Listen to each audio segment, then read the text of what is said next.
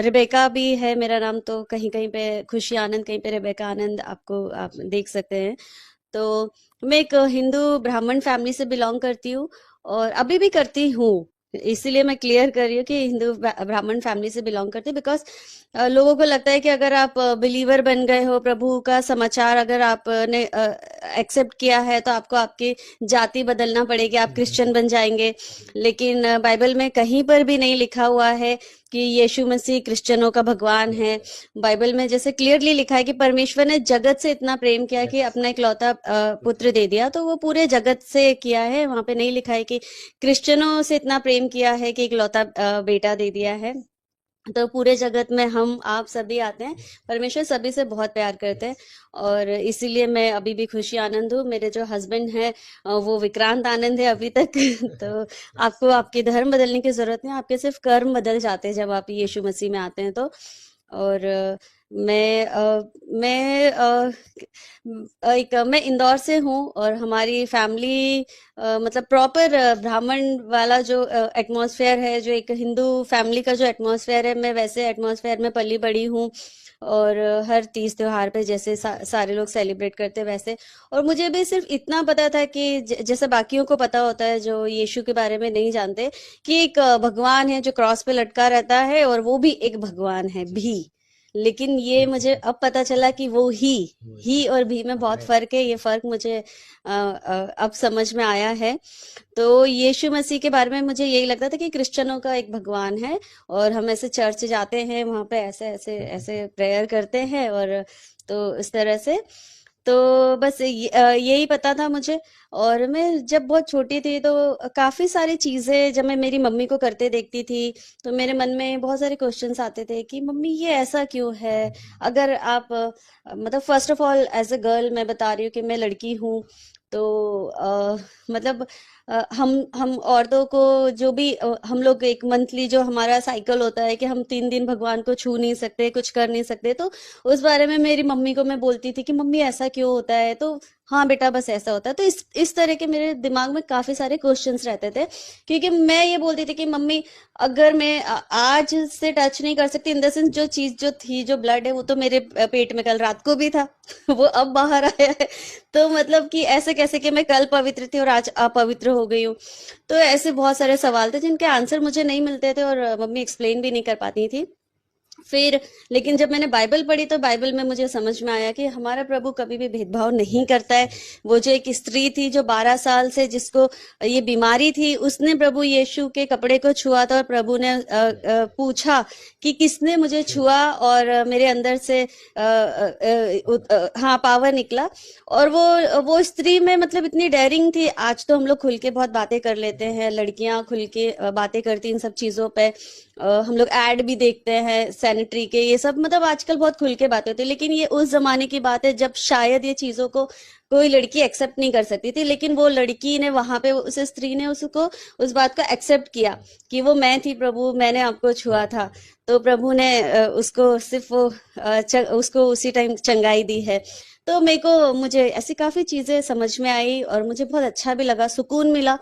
तो बाइबल के बारे में बस यही बोलना चाहती हूँ कि मैं जब मुंबई में आई, और मैंने एक फिल्म करी थी साउथ की, फर्स्ट मेरी तमिल फिल्म थी। तो तमिल फिल्म मैंने वहां पे की थी, तो मैंने वहां पे देखा, क्योंकि साउथ में मैंने देखा काफी सारे क्रिश्चियंस होते हैं, काफी सारे चर्च होते हैं। तो मेरे को स्टार और ये लोग जो थे वो मतलब प्रेयर करना ये सब, तो थोड़ा सा मुझे पता चला था वहां पे।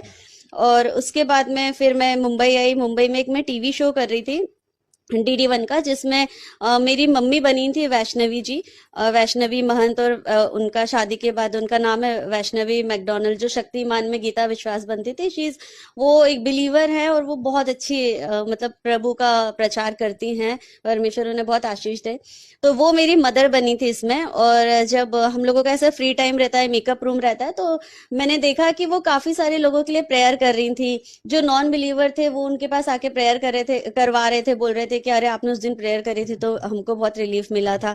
तो मुझे भी क्यूरियोसिटी हुई कि मतलब ऐसा क्या है।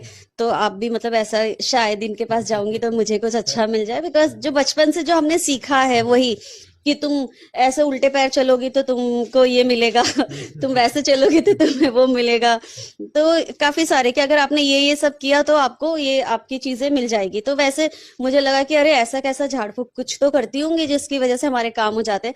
तो मैं भी गई थी उनके पास में, मैंने बोला मैं भी अभी नई नई आई हूँ फिल्म इंडस्ट्री में और अभी मुझे काम मिला है, तो आप मेरे लिए भी प्रेयर करो कि मुझे काम वाम मिलता रहे।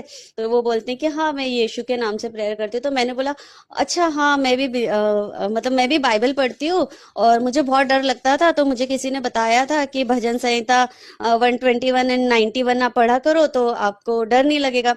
और ये फैक्ट है। जब मैं बिलीव भी नहीं करती थी, मैं आपको तब की बात बता रही हूँ कि तब तो मैं यीशु को जानती भी नहीं थी इतने अच्छे से।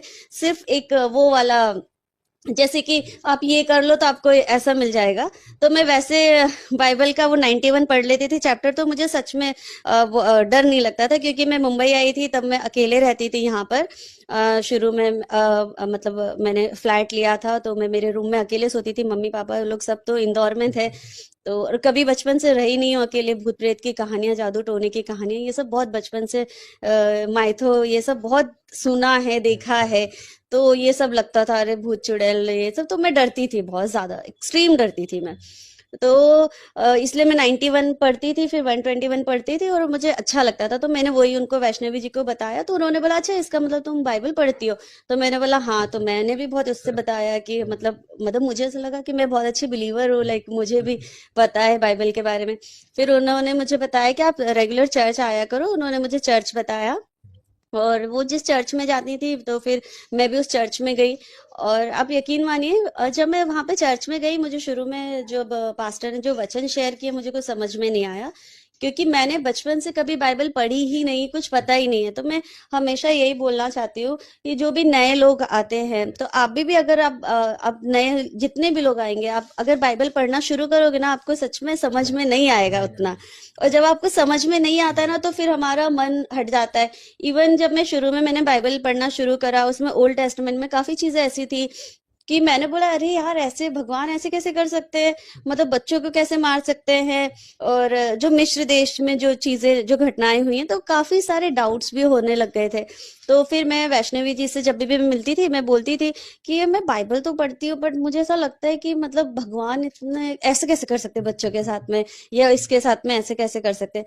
तो फिर उन्होंने मुझे बोला कि जब भी आप बाइबल पढ़ो ना, तो आप सिर्फ एक चैप्टर मत पढ़ो, आप उसको कंप्लीट करो। जब तक आप पूरा पढ़ोगे नहीं ना, तब तक आपको समझ में नहीं आएगा। तो मैं जितने भी नए लोग हैं, मैं उनको भी यही बोलना चाहती हूँ कि आधी अधूरी जानकारी के बेस पे हमें कभी भी ये नहीं करना चाहिए। क्योंकि मतलब वर्ल्ड वर्ल्ड में सबसे ज्यादा पढ़ने वाली जो किताब जो बोली जाती है वो बाइबल है। तो वर्ल्ड में इतने सारे जो लोग हैं वो पागल नहीं है, ना ही अनपढ़ है, ना ही वो मंदबुद्धि है।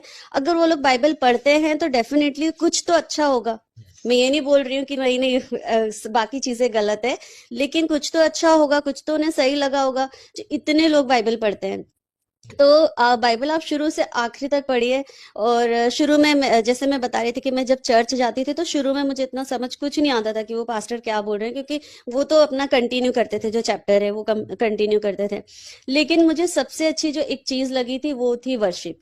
तो जितने भी नए जो बिलीवर होते हैं, मैं उनको यही बोलना चाहती हूँ कि आप जब वर्शिप, क्योंकि बहुत सारे लोग रहते हैं कि हम लेट जाएंगे, अरे मतलब आधा घंटा तो वर्शिप चलेगा, आधे घंटे बाद वचन शेयर होंगे, उसके बाद हमारे हमारे नाम से प्रेयर होएगी, तो हम तब चलते हैं।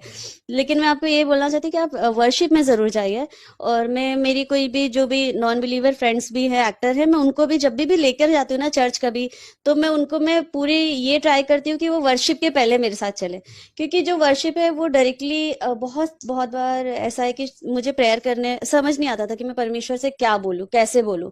तो जब हम वर्शिप करते हैं, तो वर्शिप के जो लिरिक्स होते हैं, जो वर्ड्स होते हैं, वो क्लियरली ऐसा लगता है कि ये मेरे वर्ड्स है जो मैं परमेश्वर से करना चाहती हूँ। ये वही बातें जैसे कि धन्यवाद के साथ स्तुति गाऊंगा, योग्यता से बढ़कर दिया है तूने मुझे। तो ऐसा लगता है कि डायरेक्टली आप की कनेक्टिविटी परमेश्वर के साथ में हो रही है, जो आप बोलना चाहते थे, जो आपको समझ नहीं आ रहा था कि मुझे क्या बोलना है, तो वो हो रहा है। तो फिर मैंने जब वर्शिप अटेंड करी, मुझे बहुत बहुत सुकून मिला, बहुत ज्यादा अच्छा लगा।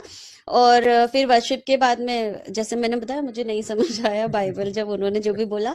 फिर मैं बस वेट कर रही थी कि लास्ट में मेरे नाम से प्रेयर करेंगे, फिर मैं जाती थी और उनको बोलती थी कि आप मेरे लिए प्रेयर करो कि मुझे काम मिले। तो शुरू शुरू में ऐसे ही चलता रहा। फिर उसके बाद मैं मेरे हस्बैंड विक्रांत जी से मिली, क्योंकि बहुत जल्दी हम लोग मिल गए थे, 2-3 महीने बाद ही मैं उनसे मिली थी।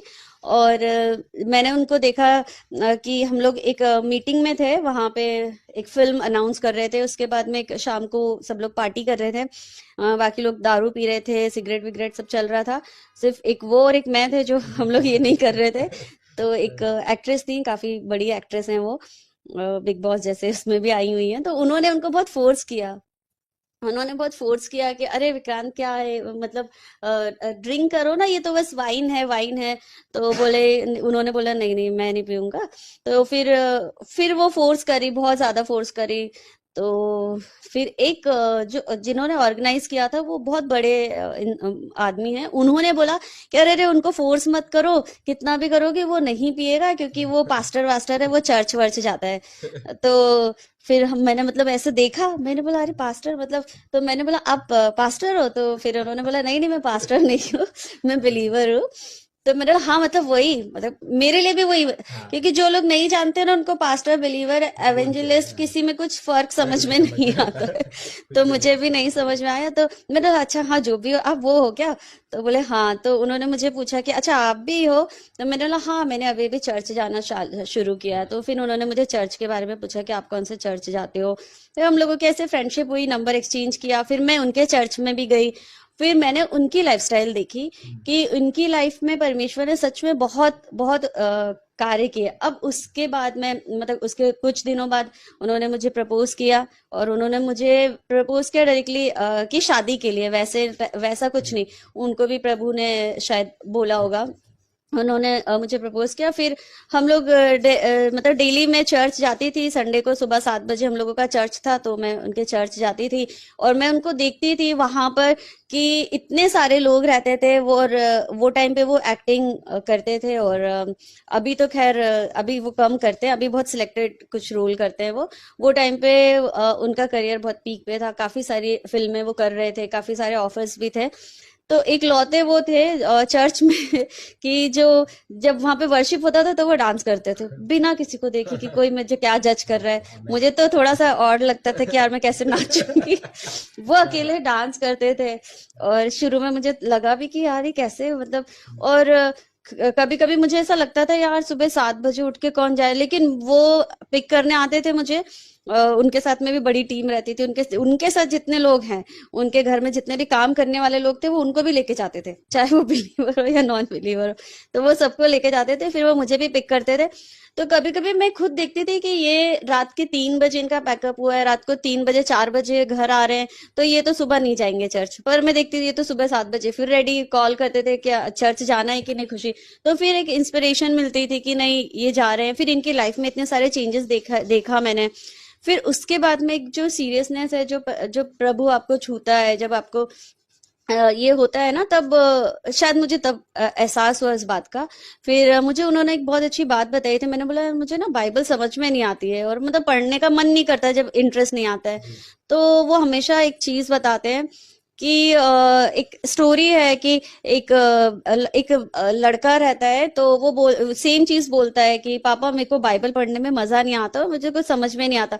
तो उसके पापा उसको एक छन्नी देते हैं और बोलते हैं कि जाओ पास में जो नदी है वहां से पानी भर के लेकर आओ यहाँ पर। तो वो छन्नी में से वो जाता है, पानी भर के लाता है, लेकिन वो रास्ते में पूरा पानी बह जाता है। 3-4 बार वो ऐसे ही करता है। तो उसके पापा बोलते नहीं और जाओ लेकर आओ। तो वो बोलता है अरे पापा क्या मजाक कर रहे हो, बार बार मैं छन्नी लेके जाता हूँ और वो पूरा पानी रास्ते में बह जाता है। फिर उसके पापा बोलते बेटा, जब तुम छन्नी लेके गए थे, जब मैंने तुम्हें छन्नी दी थी, तब वो कैसी थी? तो उसको याद आया कि ये तो बहुत गंदी थी जब आपने दी थी। फिर बोले अभी देखो कैसी है, तो वो अभी बहुत क्लीन है। तो वो उसके पापा उसको बोलते कि इसी तरह बाइबल है, आप बाइबल पढ़ोगे, आपको समझ में नहीं आएगा, एक बार पढ़ रहे हो, दो बार पढ़ रहे हो, लेकिन जैसे वो छन्नी क्लीन होती जा रही है ना, धीरे धीरे आपका मन क्लीन होता जाएगा। तो जब जब चीजें, जैसे बाइबल में लिखा है कि पुरानी उसमें मशकों में नया दाख रस नहीं भर आता है, तो ऐसे ही जब तक आप अंदर से खाली नहीं होगे, अंदर से क्लीन नहीं होगे, तो फिर नई चीजें कैसे